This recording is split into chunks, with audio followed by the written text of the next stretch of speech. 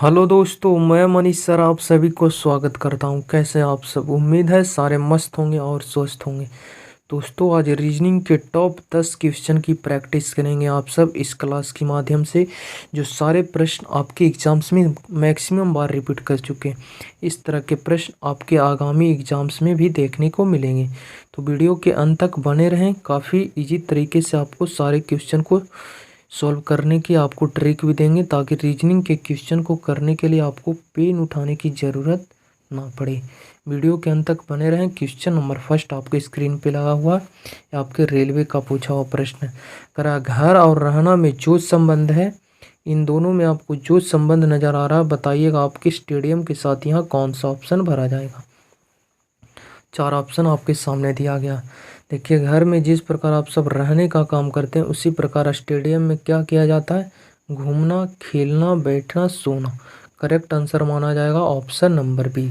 ठीक है, आप घूम भी सकते हैं, लेकिन जो मेन काम है स्टेडियम में खेलने का काम है। ठीक है, जिस प्रकार घर में आप सब रहने का काम करते हैं, उसी प्रकार स्टेडियम में क्या हो जाएगा? खेलने का काम होता है। Next question number second. ये भी प्रश्न वही है। इन दोनों लेटर नंबर के साथ जो संबंध है बताइएगा। इस लेटर के साथ प्रश्नवाचक चिन्ह के स्थान पर कौन सा ऑप्शन भरा जाएगा, जो आपको बताना है। कमेंट कीजिए। लेटर का पोजीशन आपको याद होना चाहिए, ए से जेड तक। ठीक है, यहाँ देखते हैं। अगर पहले लेटर में संबंध बाई है, यहाँ देखते हैं तो क्या है? बी। बाई और बी एक दूसरे के अपोजिट है भी। उसके बाद नेक्स्ट अगर देखते हैं तो डब्लू, यहाँ क्या है? डी। चार, ये दोनों भी अपोजिट है। जैसे आप सब पढ़े होंगे, दो अपोजिट लेटर का योग कितना होता है? 27। यहाँ दो अपोजिट लेटर ही लिखा गया है। जैसे पहला लेटर था आपका बाई, बाई 25 होता है। बी कितना होता है? दो। दोनों को जोड़िएगा 27 हो जाएगा। जैसे ए और जेड एक दूसरे के अपोजिट हैं, दोनों को जोड़ दीजिएगा तो कितना मिलेगा आपको? 27। 1 और 26 27। उसी प्रकार बी बाई एक दूसरे के अपोजिट हो गए, 2 और 25 27।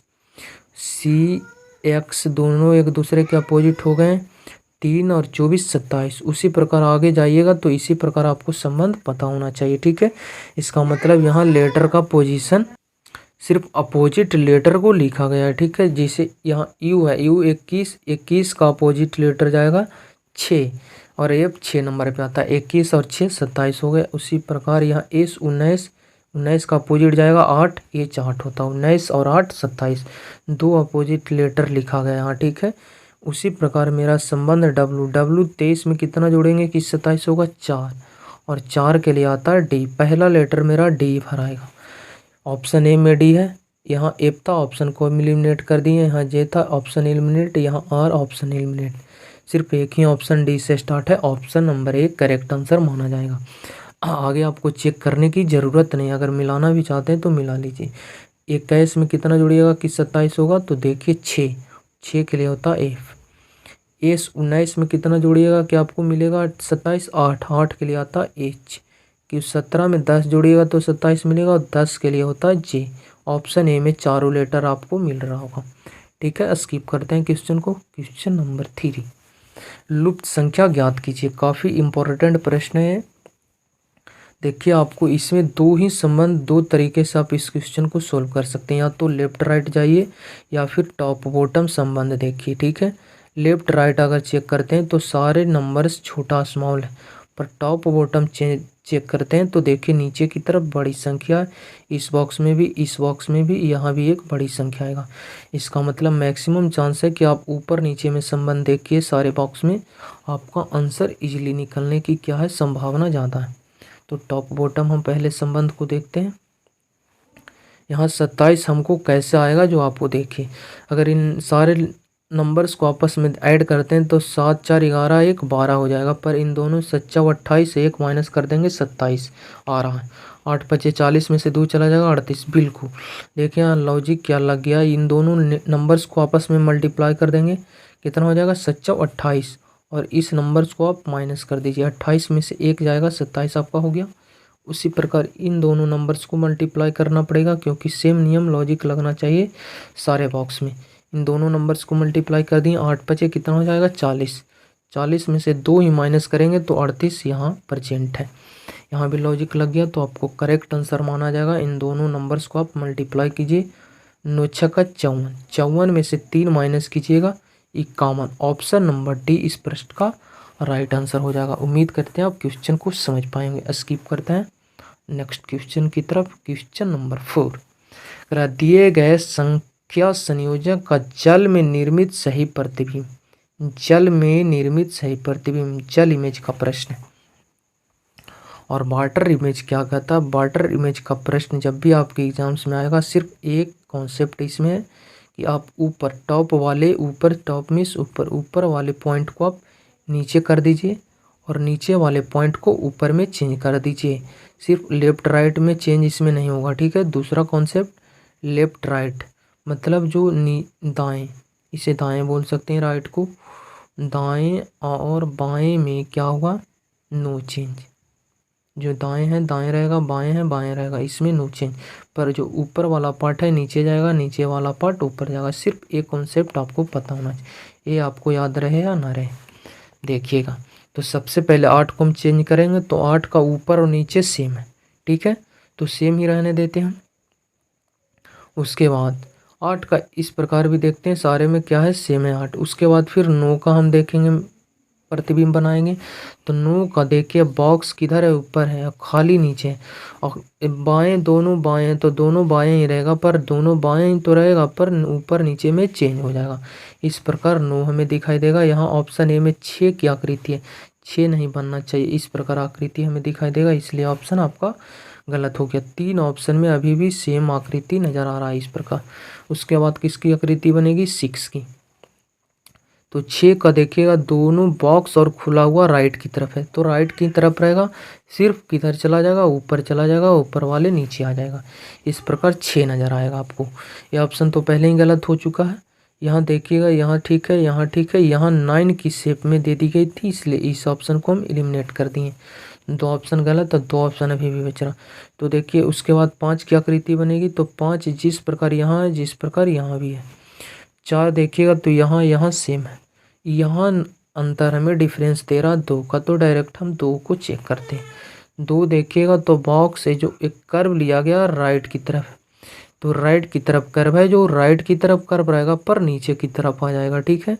तो देखिए राइट की तरफ ही कर्व रहेगा पर नीचे है, जो ऊपर जाएगा, यहाँ पे हमें नज़र आ रहा। ऑप्शन नंबर बी इस प्रश्न का राइट आंसर माना जाएगा। ये वाला देखिएगा एक कर्व जो है राइट की तरफ ऊपर, तो एक कर्व नीचे की तरफ आएगा, ठीक है। यहाँ देखिएगा तो बाएं कर दिया, एक कर्व जो राइट है वो बाएं कैसे आएगा? इसलिए ऑप्शन भी गलत, option number B correct answer हो जाएगा, ठीक है। इस प्रकार आप एक एक पॉइंट को लेकर आप चेक कर सकते हैं।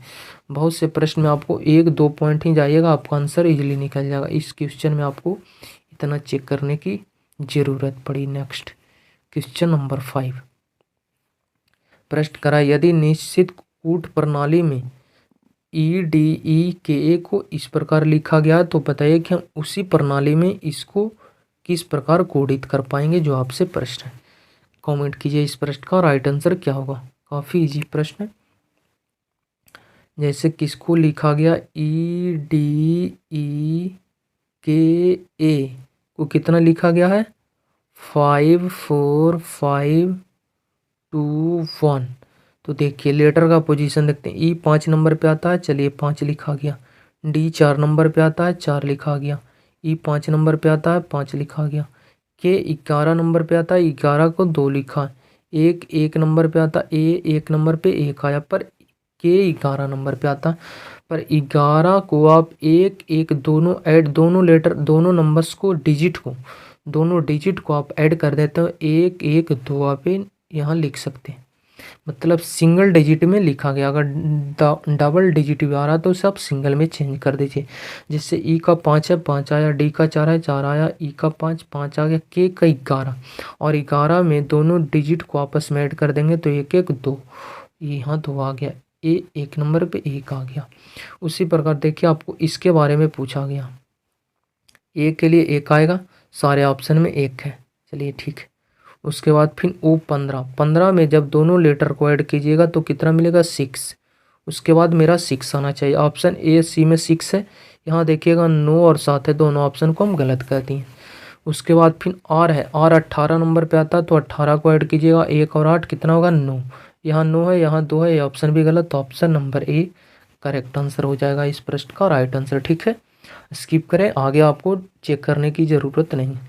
क्वेश्चन कुछ साथ में एलिमिनेट कर रहे हैं, तो जहाँ 3 ऑप्शन आपका गलत हुआ आप उस प्रश्न ऑप्शन को करेक्ट मानकर आगे स्किप कर सकते हैं, टाइम वेस्ट करने की ज़रूरत नहीं। क्वेश्चन नंबर 6, एक ही पासे के विभिन्न फलकों पर 6 अक्षर ए से एफ तक दिए गए हैं। एक ही पासे की 2 स्थितियां दर्शाई गई है, उस अक्षर का चयन करें जो सी अक्षर वाले चेहरे के विपरीत चेहरे पर होगा। सी का विपरीत आपसे पूछा गया। जब भी आपके एग्जाम्स में पासे से रिलेटेड प्रश्न पूछे जाएंगे तो सबसे पहले आपको मोर देन 2, जब 2 से अधिक पासा या 2 से अधिक पासा दिया जाएगा तो आपको सबसे पहले क्या करना है, कॉमन पार्ट को ढूंढना है। ठीक है, तो हमें 2 फिगर दिया गया, इन 2 फिगर में सबसे पहले कॉमन सरफेस को हम ढूंढेंगे। जैसे यहाँ हमें ए नज़र आया, चलिए ठीक है, तो ए यहाँ भी नज़र आया, सी यहाँ है तो सी इसमें नहीं है, एफ इसमें तो एफ इसमें नहीं, सिर्फ एक सतह है जो दोनों में क्या है कॉमन है, और दोनों सतह क्या है ए जो कि दोनों में प्रेजेंट है। तो दोनों में कॉमन सरफेस, सी एस माने कॉमन सरफेस से घड़ी की दिशा में या फिर घड़ी के विपरीत, दोनों में एक ही पॉइंट आप बात करिए कि घड़ी की दिशा में घूर जाना है आपको। कॉमन सरफेस से घड़ी की दिशा में दोनों में घूरना है। कहाँ से, कॉमन सरफेस, कॉमन सरफेस मतलब जो आपका कॉमन है, एक कॉमन दोनों में, तो इससे घड़ी की दिशा में घूर जाइए, पहले में घूर गए, फिर यहाँ से दूसरे में भी घूर जाएंगे घड़ी की दिशा से, कॉमन सरफेस से। तो पहला में घूरे तो ए के बाद आया एफ के बाद आया सी, ए आया, ए के बाद आ गया एफ के बाद आ गया मेरा सी। इसमें घूरे ए आया, ए के बाद डी के बाद ई, ए आया फिर डी आया फिर ई आया। आपसे प्रश्न पूछा था कि सी अक्षर का विपरीत जो जिसके सामने है एक दूसरे के अपोजिट हो जाएंगे। आपसे पूछा था सी के बारे में, सी के सामने कौन है ई, सी का अपोजिट हो जाएगा E, option number D correct answer हो जाएगा इस प्रश्न का राइट आंसर।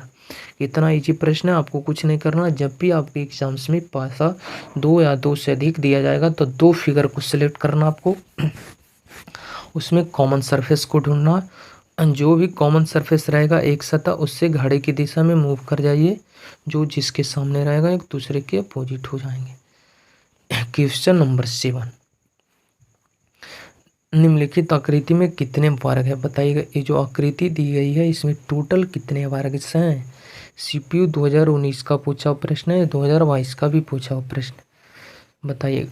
आपको दोनों फिगर्स को हम अलग छाड़ देते हैं। ठीक है, ए वाले बॉक्स को पहले हम उठा लेते हैं, ए ब्लू वाले पेन को सबसे पहले हम कवर करते हैं। ठीक है, ये आपका फर्स्ट आयत दिखाई दे रहा वर्ग, ये आपका दूसरा वर्ग, ये आपका तीसरा वर्ग, ये आपका चौथा वर्ग, और 1 2 3 4 की मदद से एक बड़ा सा वर्ग बनेगा। ये वाले चारों को मिलाने से एक बड़ा वर्ग बनेगा पचमा, ये आपका पचमा ट्रायंगल्स हो गया। ठीक है, 5 को तो अंदर वाले पॉइंट में आपको इजीली दिखाई दे रहा होगा। नेक्स्ट पॉइंट पे चलते हैं, अब बाहर वाले पॉइंट में आते, इस वाले बॉक्स पे अब चढ़ते हैं। ठीक है, तो देखिए यहाँ से एक ये वाले बनेगा आपका, ये फर्स्ट हो गया, ये आपका सेकंड हो जाएगा ये वाले बॉक्स वाले, ये आपका थर्ड हो जाएगा ये वाले बॉक्स, ये वाले बॉक्स आपका फोर्थ हो जाएगा, और 1 2 3 4 की मदद से बड़ा वाला बॉक्स एक पचमा बनेगा। इसका मतलब ए वाले में 5, अंदर वाले में 5, बाहर वाले में 5, टोटल 10 वर्ग हो गए। इस आकृति में टोटल कितने स्क्वायर हैं, C, option number C correct answer हो जाएगा, टोटल 10 वर्ग है। ठीक है, नेक्स्ट क्वेश्चन नंबर 8, उस बेनारेख का चयन करें जो निम्नलिखित वर्गों के मध्य संबंध का सबसे उचित निरूपण करता है। पहला कबूतर, फिर है भालू, फिर है पक्षी। आप सब जानते होंगे भालू तो एक जानवर है, पक्षी कबूतर में कुछ संबंध नजर आ रहा कि जितने के जितने सारे के सारे कबूतर पक्षी के अंदर आ जाएंगे। ये आपके बाहर वाले पॉइंट पक्षी हो गए, क्योंकि पक्षी में तो और भी पक्षी हैं, पर जितने भी कबूतर हैं सारे पक्षी के अंतर्गत आ जाएंगे। ये आपका कबूतर सारे पक्षी के अंदर आ जाएगा। और ये जो भालू है एक अलग क्या है, जानवर है, इसलिए इसका एक अलग डायग्राम बनेगा भालू का, जो कि ऑप्शन नंबर डी में नज़र आ रहा है हमें। ठीक है, ये आपका कबूतर का हो गया। ठीक है, ये आपका पक्षी हो गया, ये आपका भालू हो गया। उम्मीद करते हैं टोटल 8 क्वेश्चन में से आपका स्कोर कम से कम 6 या फिर 7 रहा होगा। आप कमेंट जरूर कीजिएगा। मिलते हैं नेक्स्ट वीडियो में, जब तक के लिए बाय, टेक केयर।